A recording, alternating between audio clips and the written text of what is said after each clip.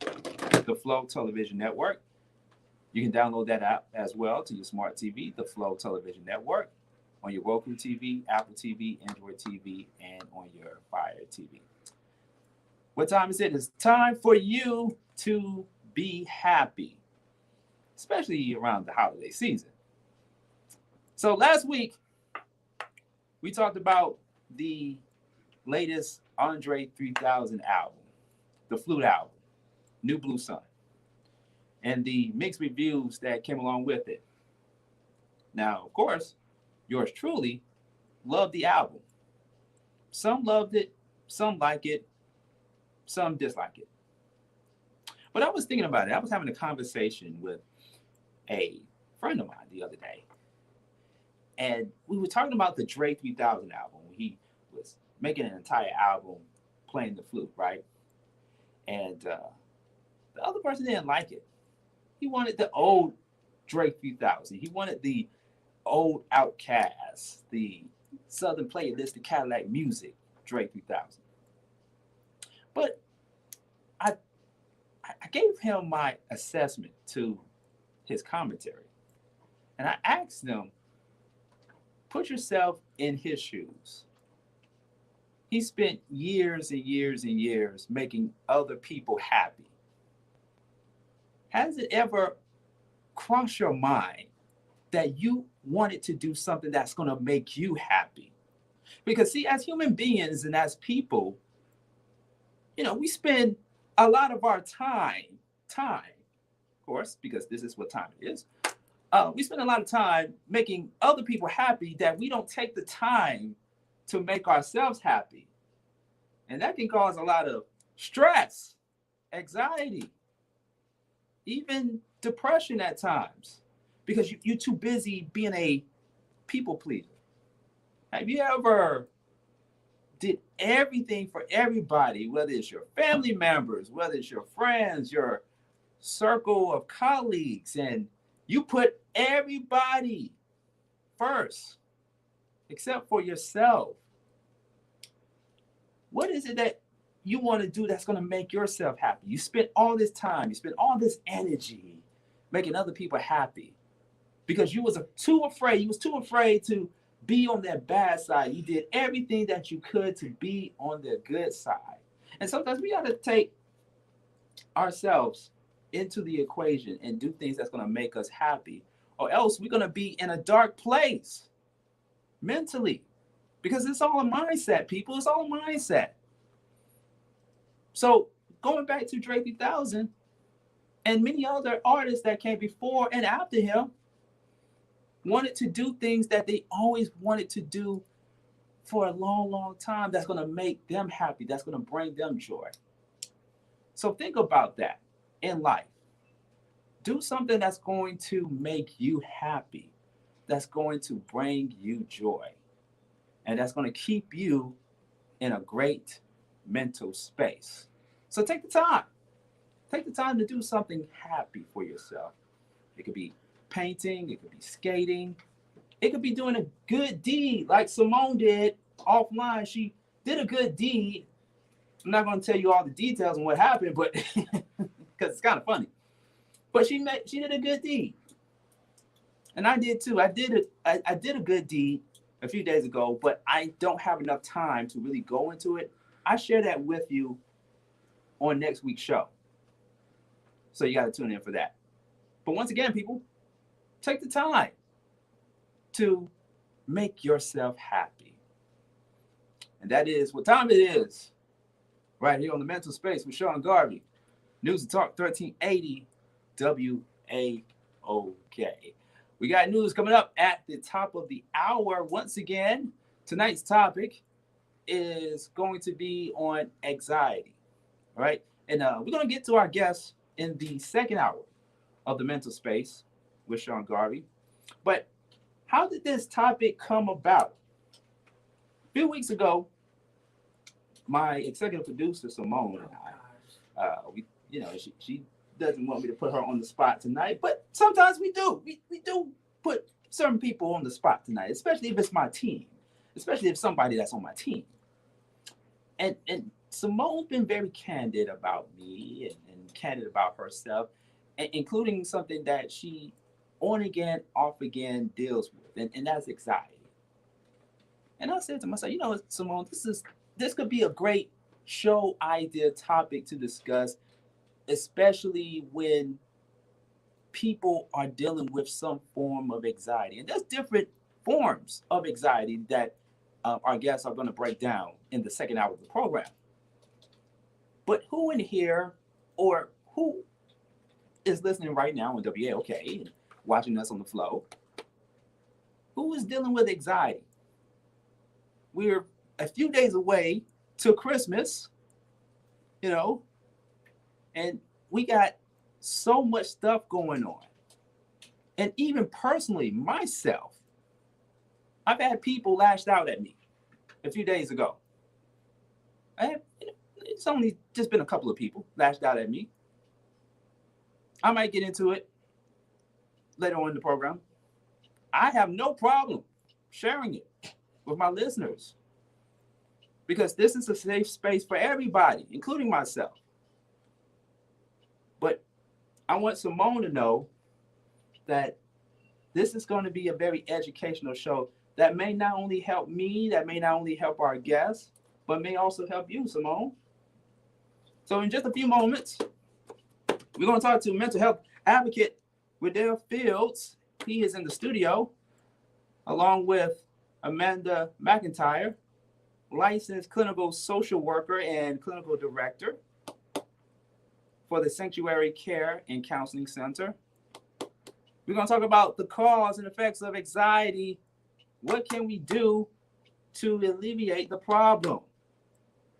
404-726-1380 is the telephone number. We got news coming up. It's the Mental Space with Sean Garvey right here on News Talk 1380 WAOK.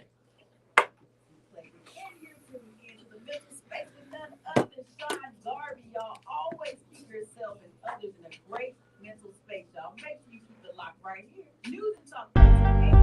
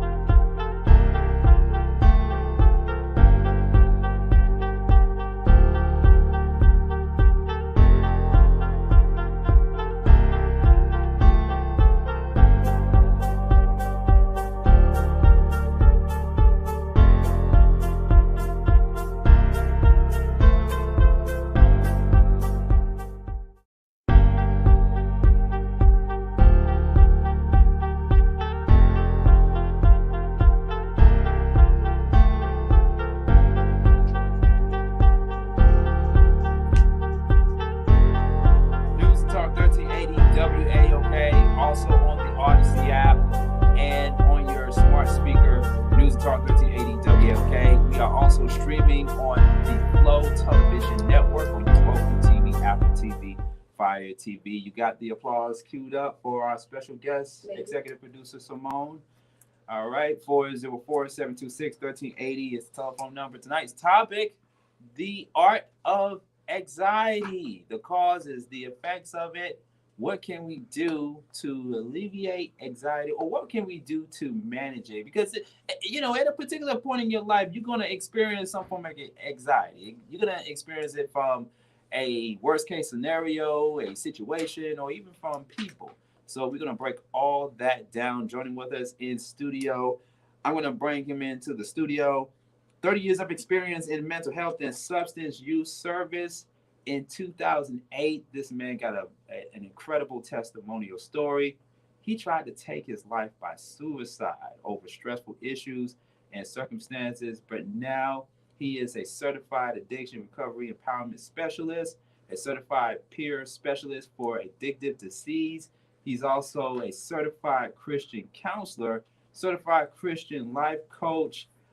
This man got a lot of great stuff under his belt. I'm going to let you take the floor, Mr. Littel Fields, ladies and gentlemen. Littel Fields. Oh, yeah. What you know about that? Oh, and he came in with a radio voice. Oh, yeah. Yes.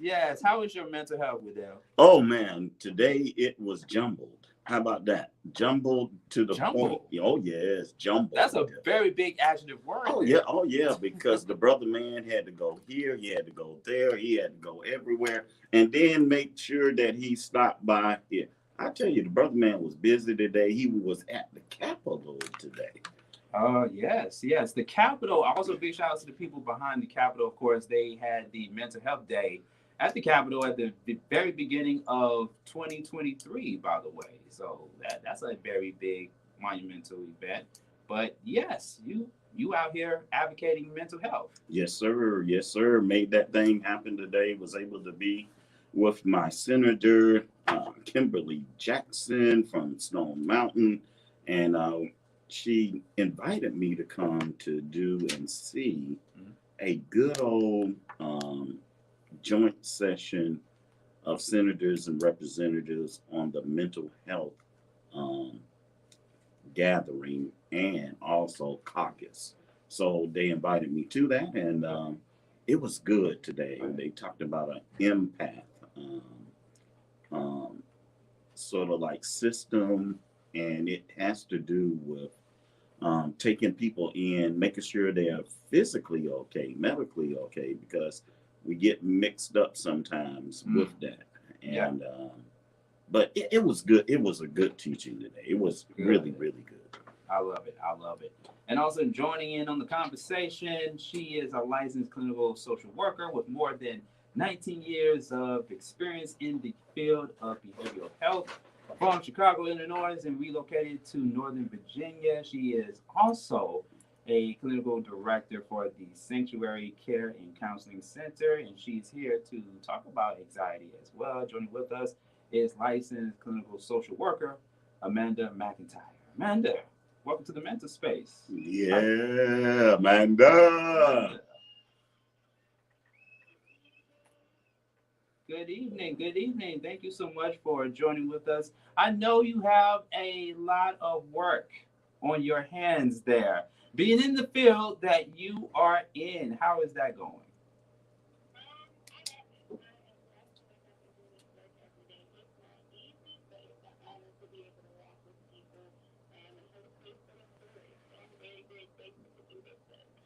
Amanda, I want to take a moment to go over to Wendell and hear his story because, like I mentioned, going into the conversation, 2008, Wendell. Yes, sir. You tried to take your life away. You had not only suicidal thoughts, but you attempted suicide.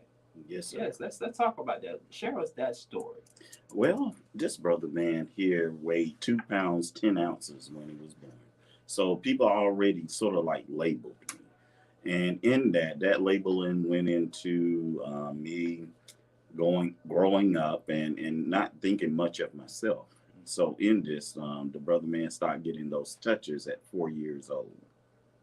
And touches of molestation, and that just went on to other things and grades bad, all of that good stuff, and decided to just go to public school because I was in a Catholic school, and man, I got bullied. I mean, bad and everything.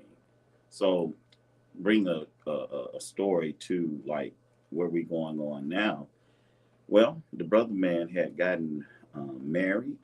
The brother man had become a minister, and the brother man started working at that 30-year-old job, and the marriage ended up like in 13 years in a divorce. And in all of that, I got ridden up so many times on the job, it was pathetic. And well, on that when it came down to the church stuff, the senior pastor got in trouble there, and it just broke up everything. And I was going through a hard time trying to decide on who I was, what was going on, and everything. And things would have worked out, but it ends up that I got of all the things an arrears in the mail. And arrears is back child support. And it started that, and I remember people coming to my home and knocking on the door and started talking about that. And I was like, I got to clear my name. Went and cleared my name. And all I felt was like I was a ATM machine, a cash cow, nothing more. I hadn't seen my son in a while then. And I'm like, all I'm good for is just money. So let me just go on and take my life. They get the insurance money, and everybody will be happy. And I remember driving. The train was coming on my right-hand side, and I was getting ready to try to cross to get hit, T-boned. And my higher power literally did step in, and I literally did see that steering wheel turn away from, because I let go of the steering wheel, and it turned literally towards the left instead of the right. Now I hit a tree, and I hit a pole that was there, a light pole. And I'm here just crying, y'all, like a baby, and saying, I need help, I need help. And I did go for help. And that's another part of the story, because I tried meds and I tried therapy, and it wasn't good for me. Why wasn't it good? Well, let's hold that thought. Hold that. We're up against a break. I want to know, Amanda want to know why those things didn't work, why therapy didn't work. So Gotcha. We're going to talk about that, and we want people to call in at 404-726-1380.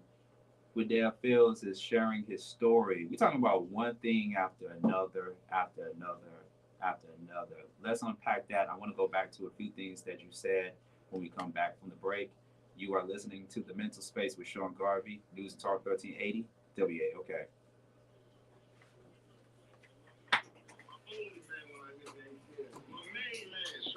That is a lot. Yeah. That is a lot. So I had to give you a pinch of it.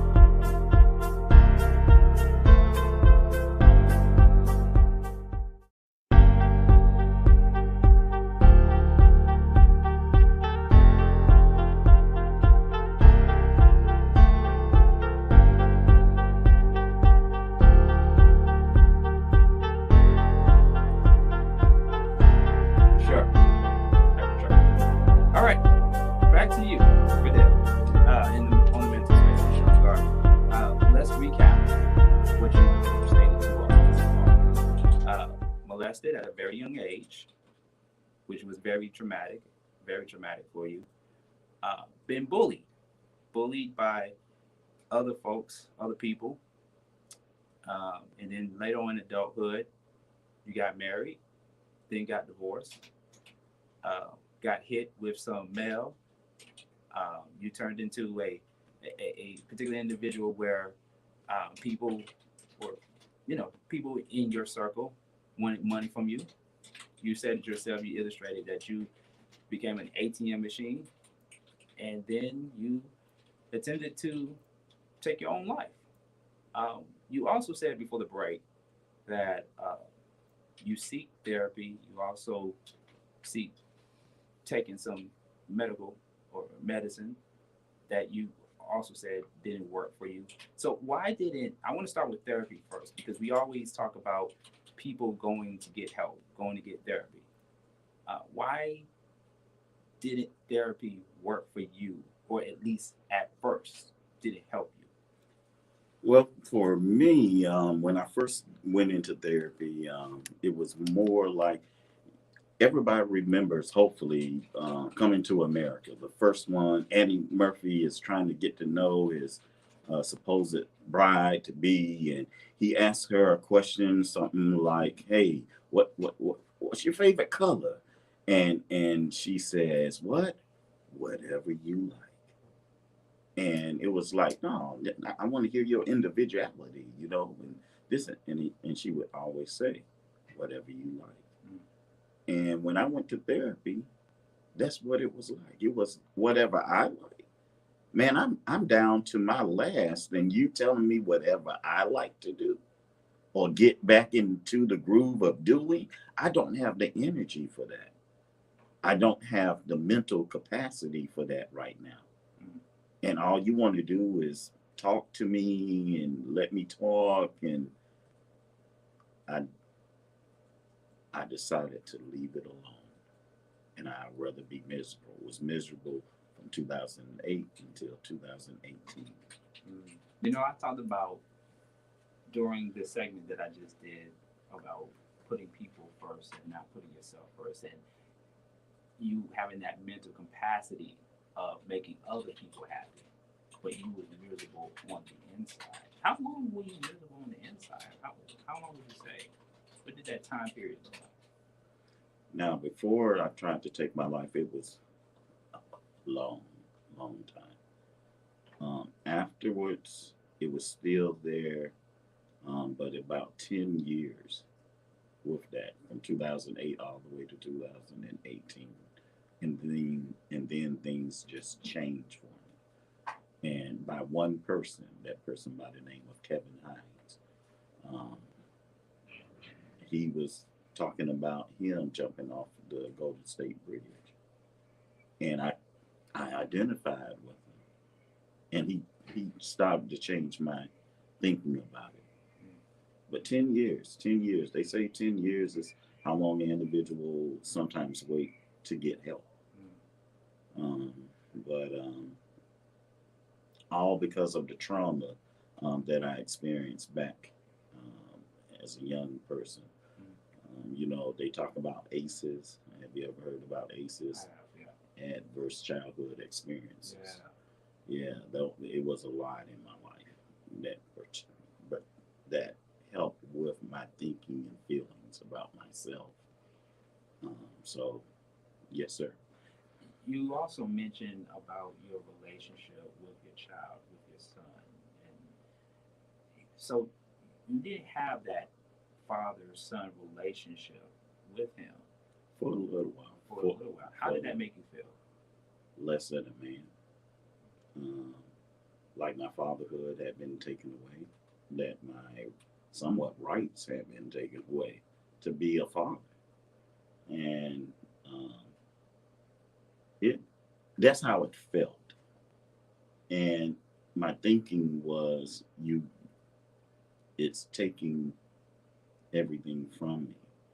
Because in that, I went to college and got kicked out of college because I partied, Tuskegee University, all them golden tigers, Oh yeah, I went there and got kicked out of there because of party too much, because of that hurt and the pain that had experienced in the past, and it just affects my behaviors, my actions, my thinking. And man, it was it was a rough time. And when my son came, it was it wasn't it wasn't that that good feel. It was good that I had a son. Now, don't get me wrong, but the circumstances that surrounded it was rough. What's what does that relationship look like now between you and your son? Oh, that brother, man, let me tell you, he is growing up. He is now 18 years old, and the brother man graduated from high school back in May, and he's going to SCAG, and he's, I'm his number one cheer person. I try to help him in any and every way I can, but it took a little while from about four on up. It was sort of it was rough, but hey, we made that thing happen. And the thing about it is, if I would have, if I, if I would have had gotten T-boned and my life end, where would he be? And the thing about it is, my son had a terrible accident a year ago in the gym, squatting 250 pounds or more, and it was on a Smith climb machine. And he ended up going up and down twice. He was trying to max, and he got tired on that third one. And he let the thing go, and it hit his back, and it broke his back, and he had to have emergency surgery. He wasn't expected to walk, do a whole bunch of stuff. And one night, as he finished with the procedure, he said, "Dad, I want to die." And I say, "Huh?" He was like, because of the pain that he was experiencing and all the physical therapy. And he said, "I'd rather die than to go through this." What do you do as a father? As a father, yeah. I tell you what I did. I prayed with him. I hugged him. I cried with him. And I said, "Son, I'm still here with you." And for 4 hours or more, at 4 o'clock in the morning, I was right there with my son. And when the nurse came in to provide meds and all of that, he said, "Dad, thank you for being here with me. I don't think I would have made it if you weren't here." I know some sons would have some form of resentment towards their father. I know for me personally, my father was in and out of my life. To this very day, we really don't have a relationship. But I think without your father being present, you go through life trying to figure out who you are, not only as a man, but as a black man. Yes. And going through a lot of the stuff, and you being available for him to be vulnerable, and for him to talk to you and tell you what is going on in my life. You could have been like the opposite. You could have been the total opposite and said, "Well, son, you're just gonna have to figure it out." Yep. Yep. Yeah. Yep. But what happened to you was a result of some form of wake-up call for you to be present in your son's life. And I think, they say God works in mysterious ways and things happen for a reason. And sometimes you got to take the good with the bad, because you don't know what that good looks like until something happens. And then when something happens, and you being that person of influence, that father being in his son's life, being in your son's life, you now can have the relationship that you all didn't have throughout those 18 years or those 16 years or those 15 years. So I want to get Amanda on at the bottom of the hour and allow herself to give some insight to the conversation and for you to weigh in and join in on the convo. 404-726-1380. We're still taking your comments. It is The Mental Space with Sean Garvey, News and Talk 1380, WAOK.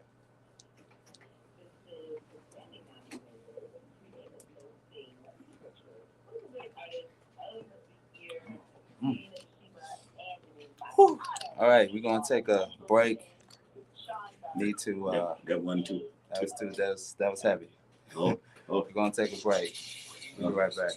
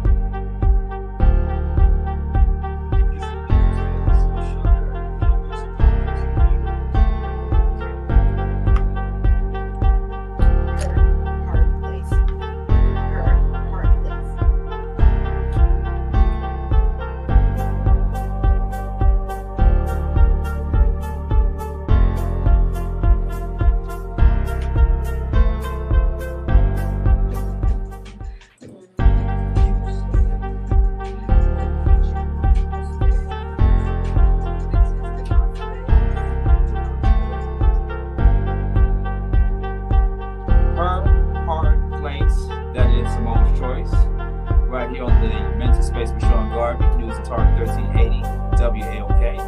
And on the Odyssey app, search for News and Talk 1380, WAOK. We are still joined by our guest, mental health advocate, Littel Fields.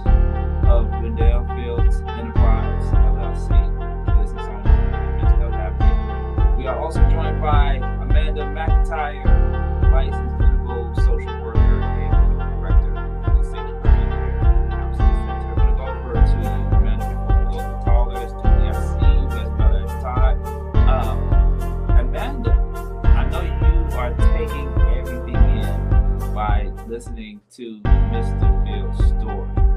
And talk to us from a clinical aspect of why you think a man of his stature, Wendell Fields, wanted to try to, because I was asking him off the air, like, what made you want to even have those thoughts, even attempted to take your own life? And since we're talking about anxiety tonight, we are anxiety aspect, how common is it for a man, even for a black man like Wendell Fields, to go through these scenarios and to even have thoughts about suicide? How common is that in our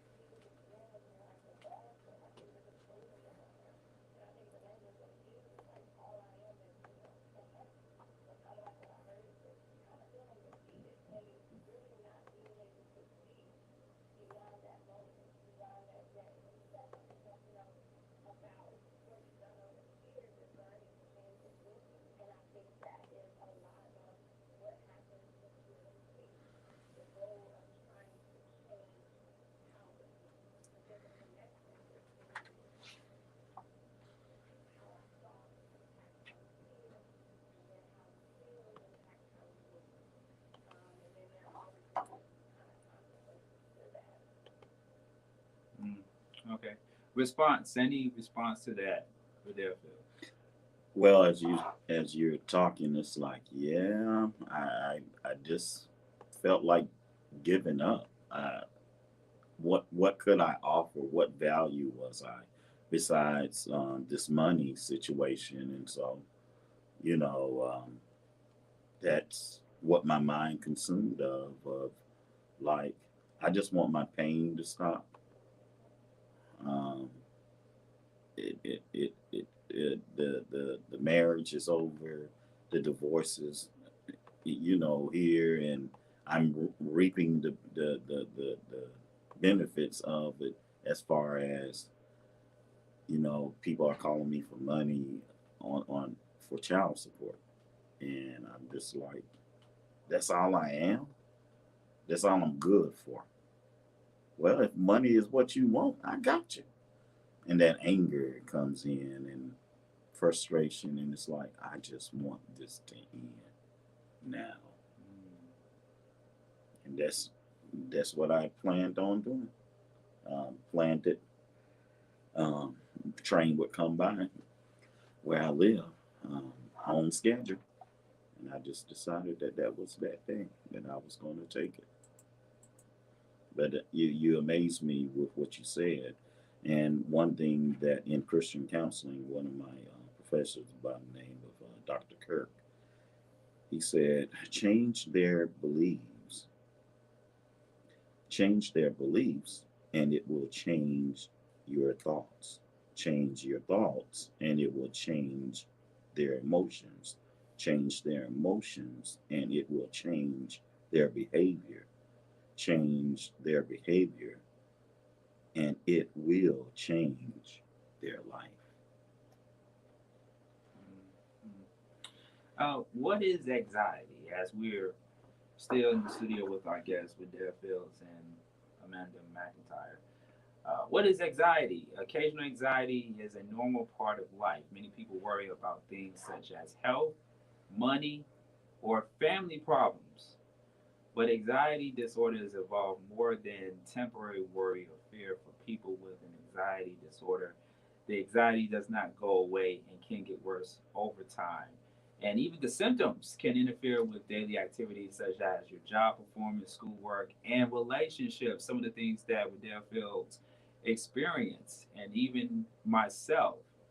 And um, for you, Amanda, I understand that there are different forms of anxiety, but when we talk about anxiety a lot, like as a person who works in the profession, um, what comes to your mind when you hear stories from people that are dealing with a form of anxiety? What does that look like more in detail?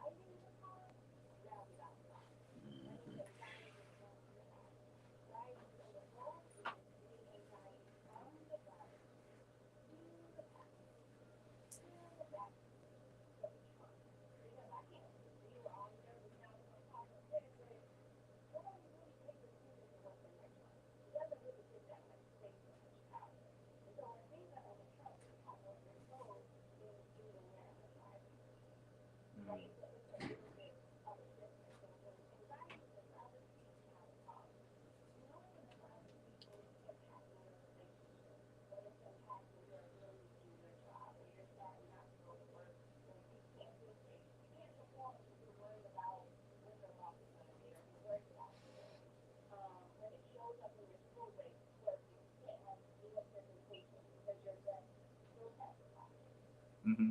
When we come back from the break, and once again, callers, I see you. I want to have a come to Jesus conversation with my own EP in the studio, because we talked about it offline, Simone. And my thing is, when I'm around people with anxiety, I get anxiety. People know me as the calm, peaceful, cool, collective guy. But, and this is in general, not just only you, Simone, but a lot of people that I know in my circle. Because I have people that have anxiety, like up to here, like at a Richter scale of 5.0. And when you bring that anxiety in, and it makes a calm person like myself get anxiety, because I live off of people, you know? So we'll talk about that. We'll talk about that when we come back from the break. 404-726-1380 is the telephone number. Sean Garvey, The Mental Space, right here on News and Talk 1380 WAOK. And WAOK. So you can tune in for Mr. Garvey's Mental Space, okay? It's the new Rashad Ritchie Morning Show. Weekday from 7 a.m. to 10 a.m. This your man Rashad Ritchie, host of the Rashad Ritchie Morning Show. Politics, social issues, entertainment, and yeah, even some trap music. We talk about it all. The Rashad Ritchie Morning Show, only on News and Talk.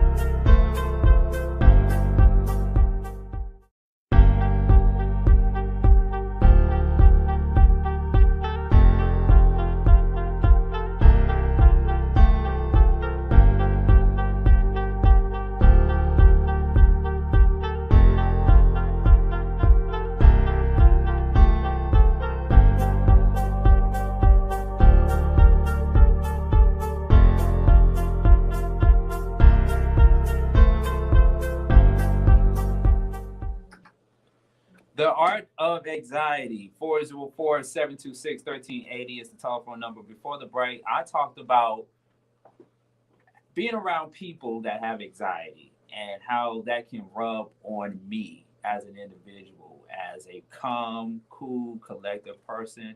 But even I deal with my own anxiety. My own anxiety is social anxiety, and I experienced that ever since I was a kid. I was the shy, quiet, cool, calm, collective kid that did not want to be on anybody's bad side. I got into trouble. Don't get it twisted.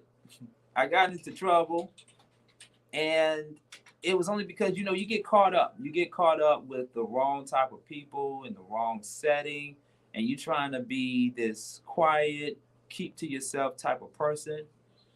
But there are people that go into your circle and bring their energy to yours, and the outcome is not always pretty. It's not always beautiful. But once again, to me and Simone, you know, her anxiety is more of dating anxiety. And I wonder, Amanda, going back over to you before we go to our callers, and like I said, there's different types of anxiety, right? Uh, really, does it stem from your social upbringing? Does it stem from your environment? Does it stem from social media? All these different anxieties that we have, and we're going to get into them really quick because I know we are a little bit on limited on time here. But where does the anxiety or these different anxieties come from?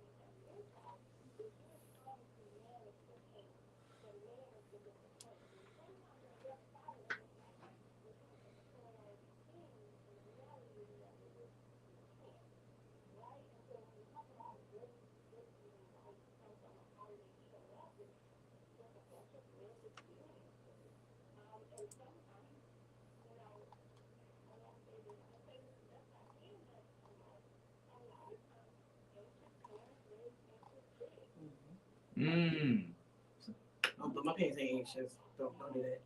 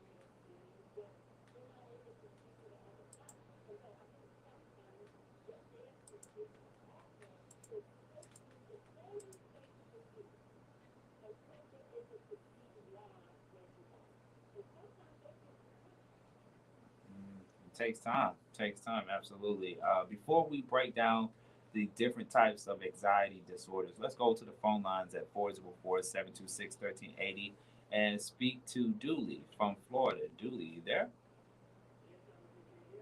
We can hear you loud and clear.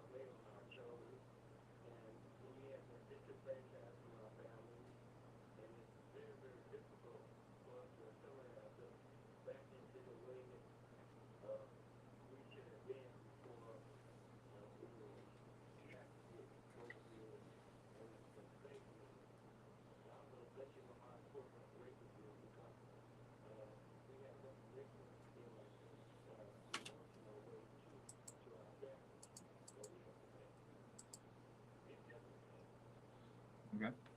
Amanda or Wendell, would you like to respond? And thank you so much, Dooley, by the way. Well, Dooley, I believe what you're saying. The fact that I decided to go get help and did get help and am alive today. I think that set up the example for my son to say that, yeah, you're going to go through some hardship, but yet you can make it happen though, and you can get through the difficult times. So so that's so if that's what you were saying, that's what I believe I did, and him seeing me alive helped him to stay alive, and but this just happened, last year. So, and that incident with the train that happened in, like I said, 2008.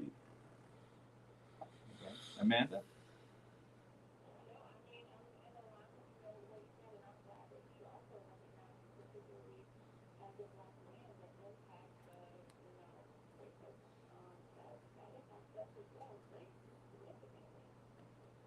Okay. All right. Thank you so much, Dooley. 404-726-1380 is the telephone number. Let's see if Todd is ready. Todd, you ready?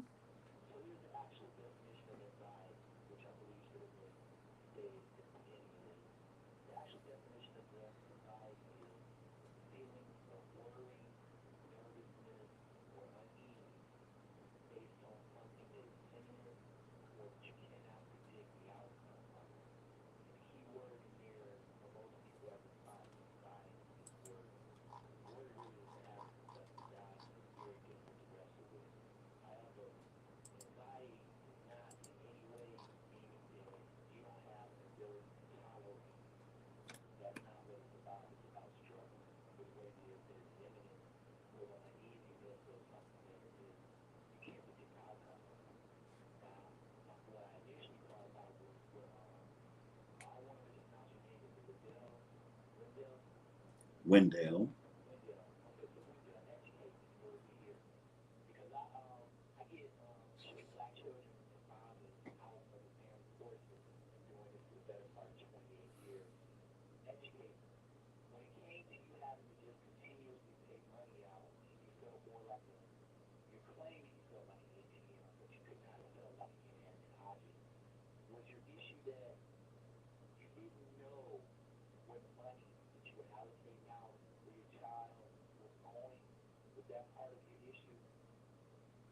No, not at that time. No, sir.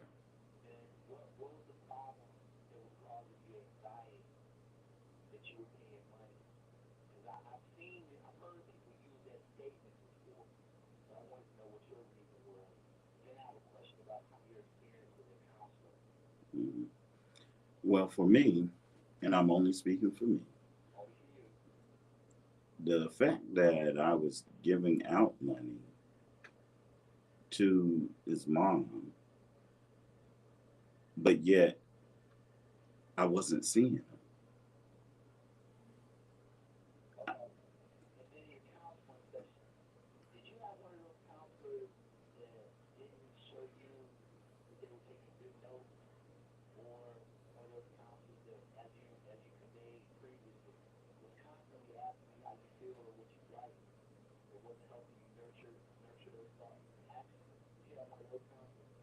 Number two, Jack, number two.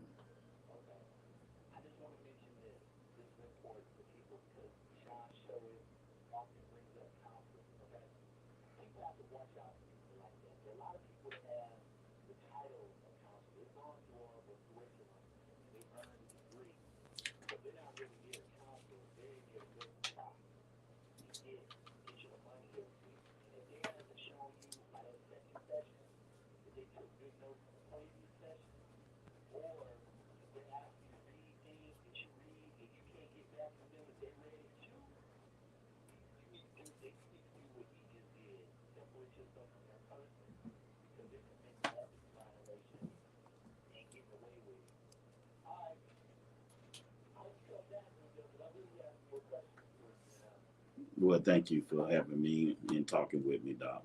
I appreciate it. Todd. This is News and Talk 1380 WAOK.